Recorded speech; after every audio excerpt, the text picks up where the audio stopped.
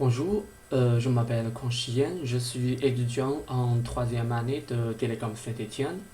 Aujourd'hui, je vais vous présenter un sujet intéressant sur la sécurité de systèmes d'information.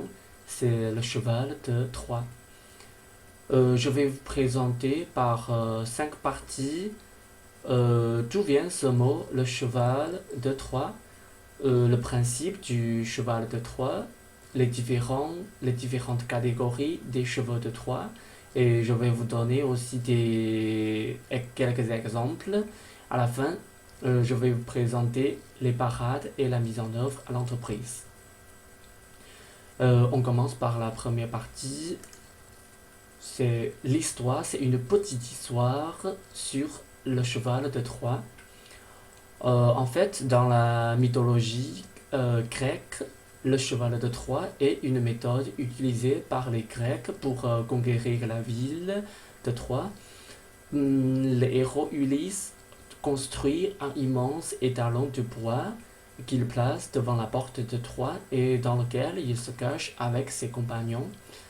Lorsque les Troyens découvrent cet immense cheval en bois, ils pensent qu'il s'agit d'un cadeau divin et ils le font entrer dans leur ville.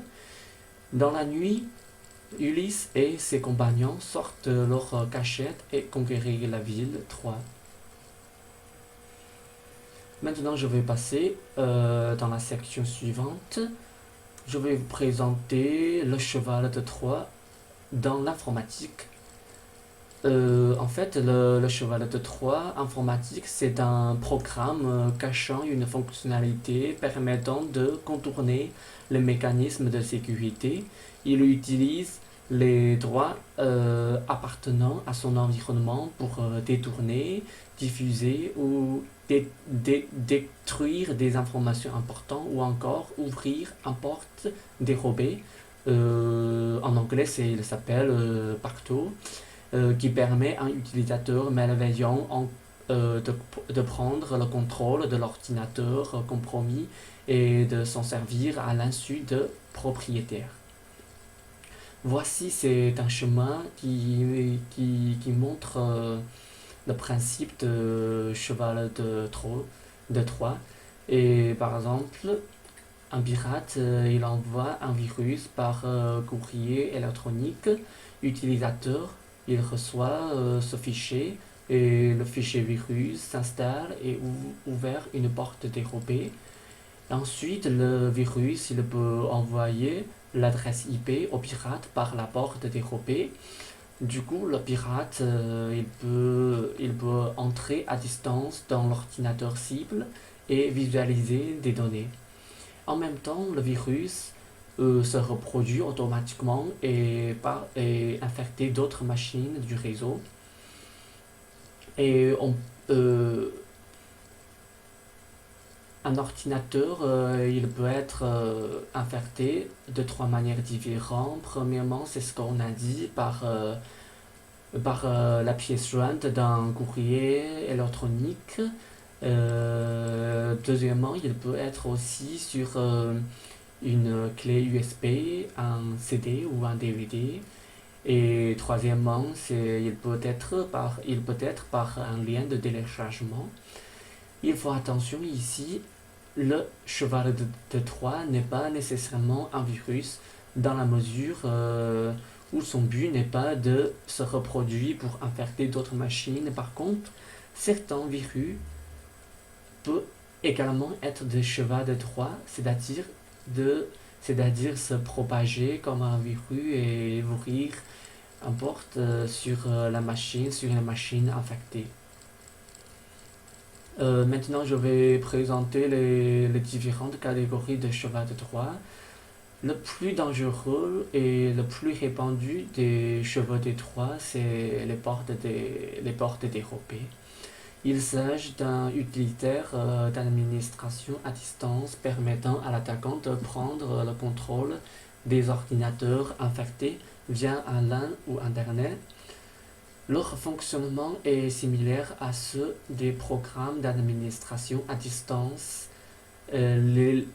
légitime à la différence que la porte dérobée est installée et exécutée dans le consentement de l'utilisateur. Deuxièmement, c'est le cheveu de Troie espions. Ils sont souvent des logiciels espions et des programmes d'enregistrement des frappes qui surveillent et enregistrent les activités de l'utilisateur, puis il peut en renvoyer les informations à l'attaquant. Troisièmement, c'est le cheveu de Troie notificateur. Ils sont toujours inclus dans la plupart des chevaux de Troie. Ils confirment à leur auteur la réussite d'une infection et leur renvoie des informations comme les adresses IP, les ports ouverts, les adresses mail, etc. Quatrièmement, c'est le cheveu de Troie proxy. Ce type de cheveux servent de serveurs proxy. Ils sont particulièrement utilisés pour diffuser massivement des messages électroniques de spam. Et les autres cheveux, c'est par exemple les cheveux de Troie, téléchargeurs, cliqueurs, etc. Et euh, on peut identifier si on est infecté par un cheval de Troie par des symptômes suivants. Par exemple, des activités anormales du modem, des réactions curieuses de la souris, des ouvertures impromptues de programmes, des plantages à répétition, etc. Next, je vais vous donner deux exemples très courants. Premièrement, c'est l'exemple, c'est un jeu logiciel décompression. C'est le WinZip. Durant de nombreuses années, il est toujours un porteur d'un pire parasite.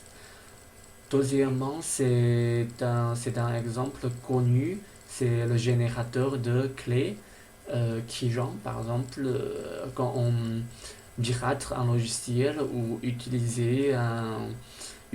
un célèbre générateur de clés pour obtenir des clés de licence. C'est un cheval de Troie sévèrement piégé d'une porte dérobée. On peut d'ailleurs penser que ce genre d'utilitaire est développé par les éditeurs eux-mêmes, qui le sont mandatés et qui génèrent des clés identifiables comme étant pirates en plus du pacto permettant de venir voir ce qu'il y a sur nos ordinateurs. Dans la dernière partie, je vais vous donner quelques conseils pour éviter l'infection de cheval de Troie. Tout d'abord, il ne faut pas activer l'ouverture automatiquement des pièces jointes. Et ensuite, il faut faire souvent des sauvegardes des données. Et puis, il faut mettre à jour l'ordinateur, c'est-à-dire corriger des failles du système d'exploitation et des applications. Et il faut aussi utiliser un pare-feu et mettre à jour un antivirus. Il est très conseillé d'utiliser en priorité un anti-malware, par exemple Malwarebytes, anti-malware, AdAware, etc. Et il faut aussi faire souvent une analyse complète du système d'exploitation. Si on reçoit une pièce jointe suspecte, il ne faut pas se fier à l'expéditeur. Il ne faut pas cliquer sur la pièce jointe, il faut prévenir par téléphone le service informatique ou l'office de sécurité informatique ou directement détruire le message. Mais malheureusement, par contre, si on est déjà contaminé par les cheveux de Troie, il faut débrancher le câble du réseau. Il ne faut pas utiliser des disquettes ou des clés USB sur cette machine. Puis, il faut appeler le service informatique ou l'office de sécurité informatique. Merci.